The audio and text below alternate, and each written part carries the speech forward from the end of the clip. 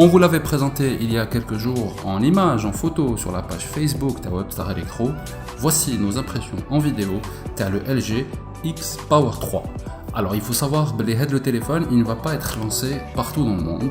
LG a choisi l'Algérie parmi un certain nombre de marchés pour lancer le téléphone. C'est un téléphone au budget plutôt abordable, un téléphone entrée voire milieu de gamme, mais malgré ça il a des caractéristiques quand même assez intéressantes et on va faire justement le tour ensemble. Parlons déjà du design. Alors la façade avant déjà vous allez retrouver un écran IPS LCD de 5,5 pouces. Le formateur il est classique, c'est du 16/9. Franchement une qualité d'écran assez intéressante même si la définition TAO elle n'est pas en Full HD. Donc malgré ça les images et les textes ça sont vraiment très clairs, le téléphone est assez lumineux. Ou chez nous par exemple en extérieur qui te là tout de suite ça va être un peu plus compliqué. Mais bon on va pas lui reprocher, c'est pas un écran OLED, c'est pas du Full HD, c'est un écran milieu de gamme.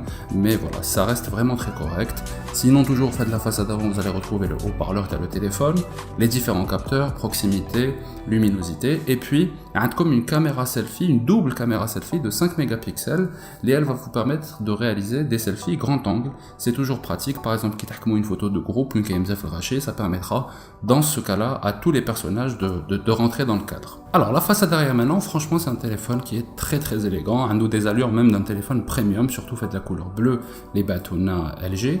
Mais nous, c'est des matériaux qui restent des matériaux à la catégorie TAO, c'est-à-dire du plastique qui va venir recouvrir toute la façade arrière. Vous allez retrouver la caméra principale qui est bien centrée, juste à côté le flashlight TAA, et juste en dessous, un capteur d'empreinte digitale, vraiment sympa lorsqu'on sait par exemple le LG Q6, qui est une version light, le G6 n'en proposait pas. Donc, et en plus, l'utilisation est plutôt agréable, le temps de latence du capteur, c'est-à-dire le moment où on a développé ce bacom et le moment où le téléphone est déverrouillé, est vraiment infime. Donc ça reste vraiment un moyen de déverrouillage très pratique, en tout cas sur ce X Power 3. Toujours sur la façade arrière, vous allez retrouver le haut-parleur principal du téléphone et franchement l'emplacement TAO, c'est problématique. C'est-à-dire que gars les conditions d'utilisation, que tu utilises la main gauche ou la main droite, vous allez boucher le haut-parleur, il va être obstrué, même si vous le posez sur une table par exemple, donc ça vous obligera à chaque fois à retourner le téléphone, et c'est jamais pratique quand on écoute de la musique ou là quand on regarde des vidéos. Donc pour avoir une qualité de son optimale, c'est limite si on est obligé d'utiliser des écouteurs à chaque fois. Alors on a les tranches du téléphone, donc la tranche droite vous allez retrouver le bouton d'alimentation classique, sur la tranche du dessus il y a un micro principal qui va vous permettre d'enregistrer vos conversations ou de communiquer au téléphone. En bas vous avez un port micro USB, c'est pas de l'USB-C, et juste à côté comme la prise jack 3.5 qui permet de bénéficier de la technologie DTS 3D LG. Donc avec une bonne paire d'écouteurs ça vous proposera normalement une qualité audio qui est largement au-dessus de la moyenne.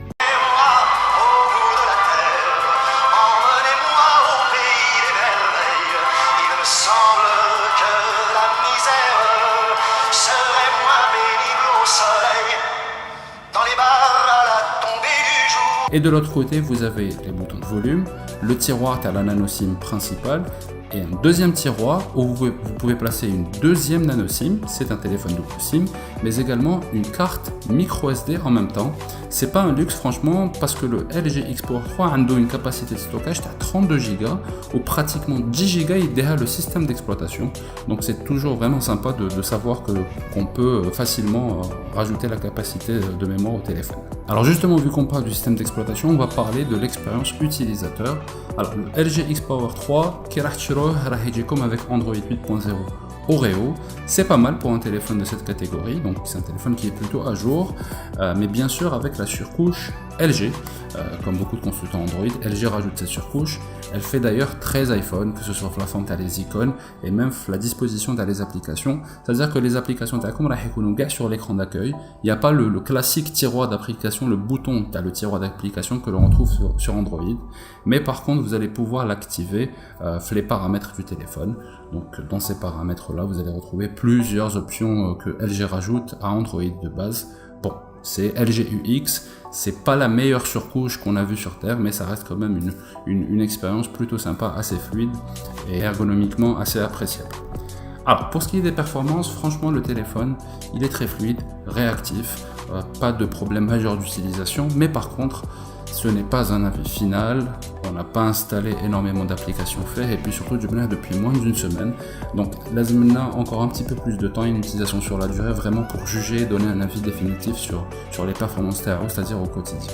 Bon, il dispose de 2 Go de RAM. Très honnêtement, c'est le minimum syndical sur Android aujourd'hui, mais ils sont présents. Et puis le microprocesseur TAO, c'est un Helio P10 à Mediatek. Il paraîtrait qu'il y a du Snapdragon dans d'autres pays. On n'a pas encore pu le vérifier, mais ça reste quand même un microprocesseur intéressant. Faites le segment de prix. Pour ce qui est justement des performances, on vous a mis les résultats du test de benchmark en tout. Bon, c'est pas le seul critère pour juger des performances d'un téléphone, mais ça vous permet déjà de le positionner par rapport à d'autres modèles. Ce qui est encore plus intéressant en fait le téléphone, c'est la batterie TAO. Sachez qu'il dispose d'une batterie de 4500 mAh. C'est vraiment très intéressant, sachant que la consommation TAO, les performances TAO, c'est pas des performances d'un Galaxy S9 ou d'un LG G7 par exemple. Donc forcément, performance d'un milieu de gamme plus une batterie assez importante, ça nous promet une autonomie vraiment assez intéressante. Alors LG Qalona Blé, ça va être 2 jours d'autonomie, une utilisation disons correcte moyenne. Je pense vraiment qu'on va pas s'en éloigner. Par contre, après, pas forcément, tout dépendra de l'utilisation TACOM. Est-ce que vous vous connectez beaucoup? Est-ce que vous prenez beaucoup de photos? Est-ce que vous utilisez le GPS, etc. Mais par contre, il dispose aussi de la recharge rapide. Alors, normalement, il dispose de la recharge rapide, mais on n'a pas pu le vérifier parce que LG nous a envoyé le téléphone sans chargeur, mais on vous communiquera plus de détails par rapport à ça, justement. Parlons maintenant de la caméra principale du LG X Power 3. Alors, en façade, un double capteur selfie de 5 mégapixels. Cette fois, le capteur principal, c'est un seul capteur de 13 mégapixels.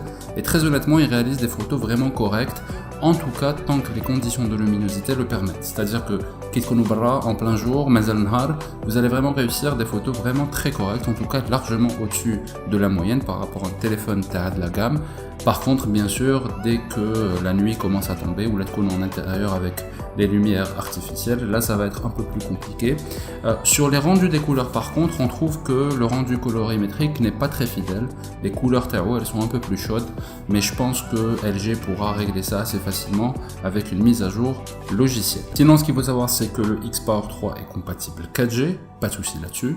Ou comme la connectivité classique, c'est-à-dire Wi-Fi, Bluetooth, GPS. Par contre, comme sur le NFC, c'est-à-dire que vous ne pourrez pas transférer des fichiers via ce protocole par exemple, ou alors, je ne sais pas, payer sans contact si vous êtes à l'étranger. En tout cas, c'est pas demain que ça risque d'arriver chez nous. Voilà pour la présentation du design et des caractéristiques du X Power 3. Très honnêtement, un téléphone prometteur, plutôt élégant, assez agréable à l'utilisation. Il contentera beaucoup d'utilisateurs qui ont un budget limité ou un rapport qualité-prix assez intéressant. Bon, c'est pas OnePlus avec les caractéristiques d'un téléphone haut de gamme et un prix moyenne gamme, mais voilà, c'est un téléphone entrée voire milieu de gamme, je pense beaucoup d'utilisateurs. Le prix TAO n'a pas encore été communiqué, en tout cas il n'est pas officiel. Dès que nous en saurons plus, nous vous le donnerons. Restez notamment connectés sur la page Facebook de Webstar Electro. Merci d'avoir suivi cette vidéo, n'hésitez pas à la partager sur vos réseaux. Si vous n'êtes pas encore abonné à la chaîne YouTube de Webstar Electro, on vous invite à le faire pour ne rien rater des prochaines nouveautés. D'ici là, prenez soin de vous et au revoir.